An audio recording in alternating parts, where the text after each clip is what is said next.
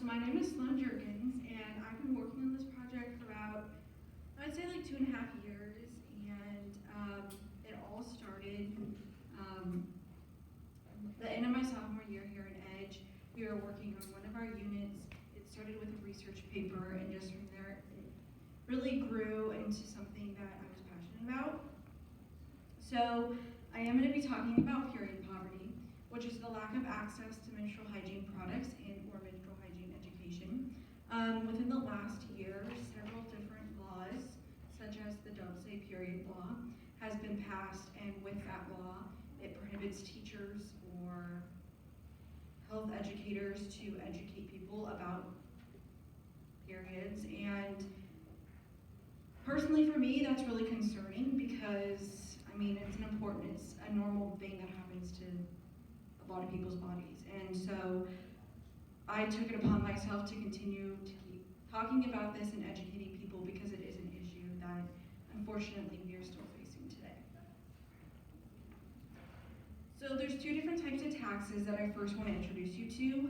The first one is called tampon tax, and it is a tax that is higher than a typical sales tax, and it is placed on items such as pads, tampons, liners, and diva cups.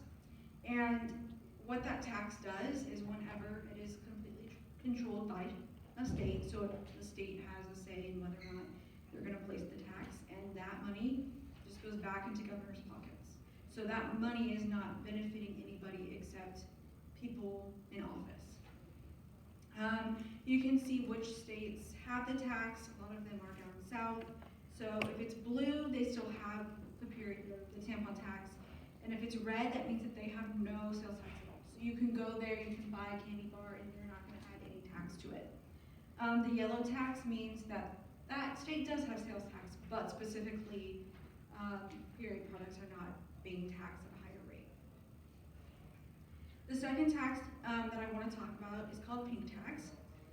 It is a tax that is placed on items that are geared towards women, and you can kind of see in my graphic here, but on things like razors, shampoo, deodorant, things like that, and it can even be toys because they're colored pink, they're going to charge more. So this is another kind of tax that is involved with this topic. So like I said, my kind of interest grew at the end of my sophomore year here in Edge, and over that summer, me and my family took a road trip to go see my family in Oregon, and we drove there. So I had a lot of time in the car to think about what I wanted to do college-wise and all of that. And just something about this topic just really kept sticking with me. I personally have not experienced period poverty, but it was something about it, and I knew that this was my passion and I wanted to do something about it. So I reached out to Dr. Wickham and Dr. Adams, our former principals here at Edge, and they just really inspired me. They said that this is an issue, and just kind of took off from there. So Dr. Wickham nominated me for a grant to the Liberty Education Foundation, and it's not, you don't know how much money you're going to receive. It just depends on your project, how many people are involved. So it's not, oh, well, you know, you get this. It's just really kind of random. A family in the community had lost a family member, and they heard about my project, and they donated $250 to me to help kind of get my project off the ground. So pads and tampons are very expensive, and that is not a lot of money to buy a lot of supplies with.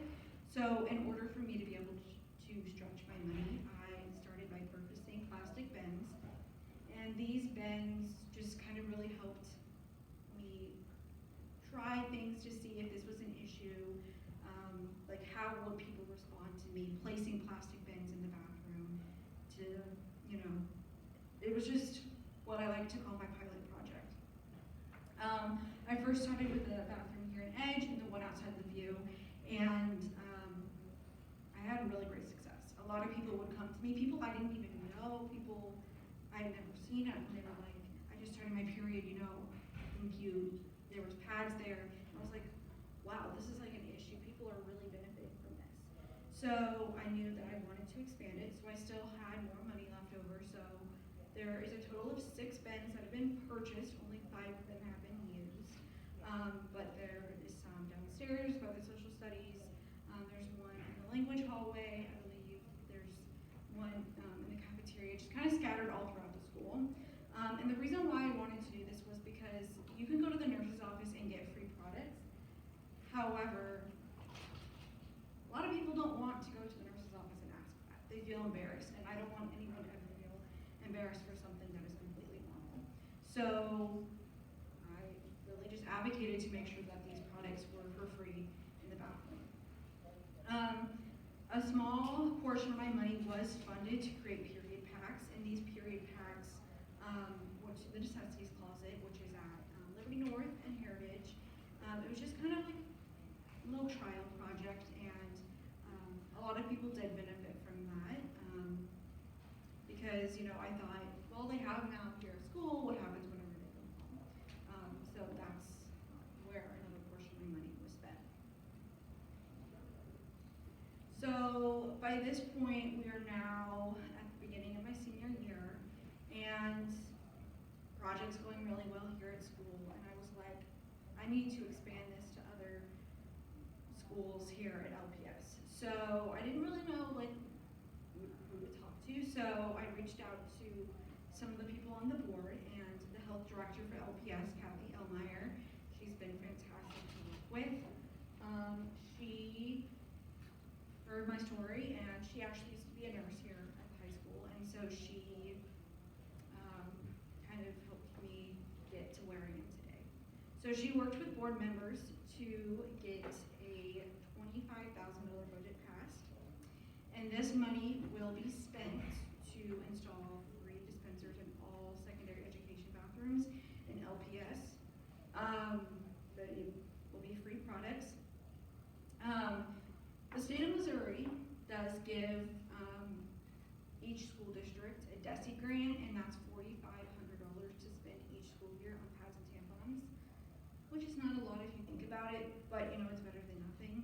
So we will use the DESI grant to help supply the dispensers, and then I do have several different donations from my donation drives that are left over, and we will kind of fill those in with my leftover donations. So I was honored at the April 16th board meeting, and it was really cool to get to talk to all of the board members, and it was really inspiring. I really felt like my story was heard.